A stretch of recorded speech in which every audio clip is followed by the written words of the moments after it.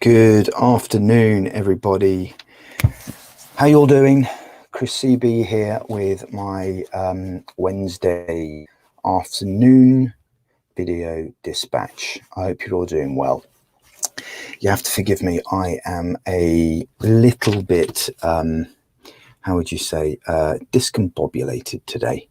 Is that the right word? Discombobulated sounds like quite a fancy word for Wednesday afternoon, but I'm a little bit frazzled. I'm on some pretty strong medication at the moment, and yeah, it's just one of those days. But anyway, enough of that. What I want to share with you today is it's really, really important to me. It's probably the most important part of my work personally, but also in terms of the results that I love getting from my clients, and that is a subject of self-esteem. But before we get into that, I just want to welcome everyone to the live, and if you're watching there, let me say hi. Let me know where you're from, and if any of this is resonating with you as well, let me know in the comments below. I'd love to hear from you. And if you're on the replay, good afternoon, good morning, good evening, wherever you're from in the world. Again, say hello, and let me know what you thought of this. Let me know if it resonated in any of the comments, and by all means ask me any questions as we go.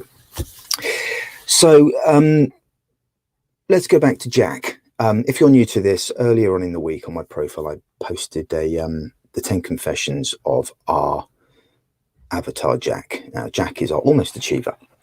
And just as a reminder, Jack is a wonderful, hardworking, passionate, purpose-driven professional. But for some reason, Jack just cannot quite get across the bridge to where he or she, because Jack's androgynous, really wants to be. So Jack's an almost achiever. He's almost there, and he's been almost there so many times. But for some reason, Jack just can't get there. He can't get into that place of just feeling calm, feeling accomplished, and feeling that he's arrived into the place and the life that he really, really wants. There's a lot of reasons why Jack can't do that, but two of them are rooted in what I'm talking about today, which is self-esteem. And those two are inflating optimism to mask deflated belief, and also Jack having more of a relationship with what if this goes wrong rather than what if this goes right, which is obviously means he's got a relatively unhealthy relationship with failure, which means he's not going to take the risks that he needs to take and the actions he needs to take to get to where Jack needs to get to. But like I said, both of those things are rooted in self-doubt, which is a symptom of self-esteem. Now, obviously, Jack needs to repair that if he's going to be able to move forward and really identify and find that sense of self-worth and self-value and believe in what's possible for him. And that's a really important part of my work. One of the most central tenets to my work with my clients is getting them to a place accepting and believing that there is always a way. Okay, there is always a way to cross that bridge from almost getting to where you want to get to finally getting there, in whatever there means for you. And one of the most important ways of doing that is by cultivating, repairing, and then building and nurturing a baseline of really positive self-esteem, a positive relationship with ourselves, our sense of self-worth, our sense of value, and a sense of what is available to us. Because without that, it's going to be very difficult to see, believe, and reach our potential. So the important part of today really is firstly to talk about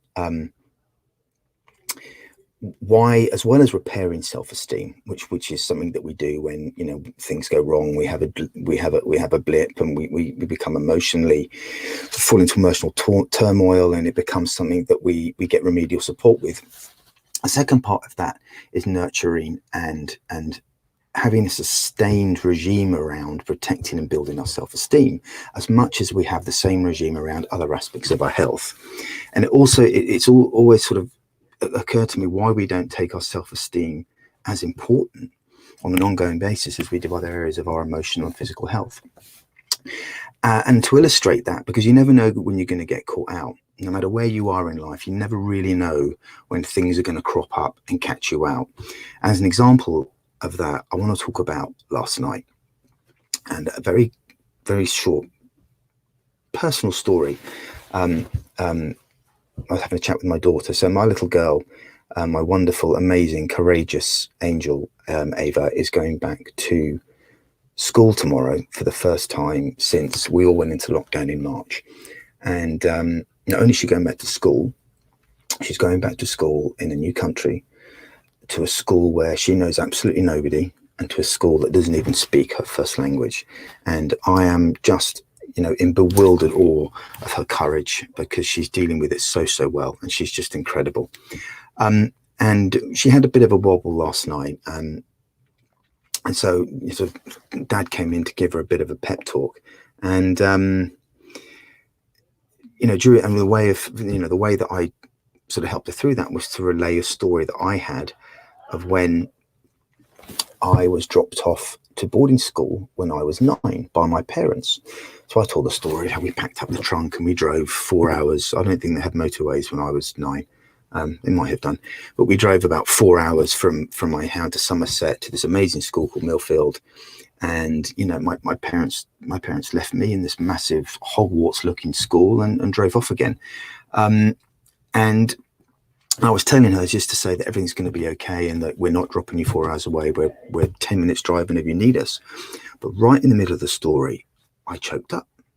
I really choked up. And now, look, I'm a big believer in being vulnerable towards your kids. But in this particular instance, I was trying to give her a bit of a pep talk. So I kind of just choked it down a little bit, finished the story. But I had to leave the room and had a bit of a moment to myself. And I realized that I still have a lot of work to do around being sent away to boarding school, because that's really where a lot of the sources of my self-esteem issues come from. I don't want to get into the details of boarding school syndrome, but there's issues around abandonment and not feeling worthy, and confusion about why I was sent away, and all that type of stuff. So I guess my point is here I am, building a coaching business and helping other people build their self-esteem, and then I'm caught out through a simple story that I was telling my daughter about going to school and being sent away to boarding school. So you never know when it's going to catch you out. And it just reinforced to me last night, and I was thinking about it this morning before I came on to do the live today, that it's so important that we're constantly checking in with ourselves, and we don't wait to be caught out like that. And we make a spirit and a regime of self-care around our self-esteem and around our self-worth as regular as we do perhaps other aspects of our health. So look, I guess this message is for everybody, not just for some, if you're somebody that is cycling through various stages of overwhelm, or you're not quite where you want to be in your business, and you think there might be some self-esteem issues around that. You might not feel good enough or worthy, or you might have such a negative relationship with failure that you can't take the action you want to take to, or you might feel you're in a really good place and things are going really great. Doesn't matter who you are or where you are, everyone's different. I guess the message from me today is be mindful of protecting and nurturing your self-esteem. And you might invite you to think about the framework that I use in my clients, which is the 4 A's, which is the 3 A's, sorry, which is basically just accept that we might be broken in some way, accept that we may not be perfect, and accept that things might come up from time to time. Even as sort of a mature, wise adult and a kind of a high-ranking professional, things may still crop up, and accept that that's possible, but accept that that's okay as well. Okay, and that our self-esteem needs our support, needs our nurturing just as much as our physical health, because no one else is going to do it for us. That's the key. We're the only people that can dial up our level of self-value and our level of self-worth and improve our relationship with ourselves. No one else can do that. So accept that we need to do this. Number 2, take action. Okay, obviously, don't get to the point where you need to get interventive help with therapy or anything like that, but just build a whole regime of self-care to check in on yourself every now and then, check in on your sense of self-worth, check in on your sense of purpose, and making sure that you're being true to yourself and you're living from a place of authenticity, and you're living from that place confidently as well. Now, I'm going to do a whole other live around some of the things that you can do, but the key is just being aware of this for now. So accept, take action, and finally just appreciate. Just appreciate yourself, appreciate that the journey that you're on, appreciate everything that you're achieving. And if you are struggling right now, there's a wonderful thing that was on an amazing coaching call yesterday with the amazing Jason Goldberg and the team on the bus. Is often we focus too much on the 1% in our lives that isn't working, and we forget about the 99% that is working. So just remind yourself to appreciate everything that you've achieved. You know, I'm 47 years old, and I look back on 47 years worth of achievements. You know, when I really think about that, I've got a lot to be thankful for. I've got a lot to be appreciative about. But all too often I focus on what isn't working right yet, and that really doesn't help in any way, shape or form. So anyway, that's it for me. Like I said, feeling a bit frazzled today. I'm going to go and sort of take it easy for the rest of the afternoon. I hope you're all well. Thanks again for stopping by. Please give me some comments below if any of this has resonated.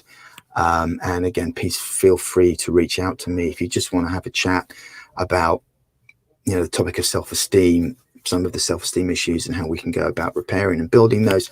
I'd love to hear from you. That's it from me to now. Remember, there's always a way, and I'll see you again.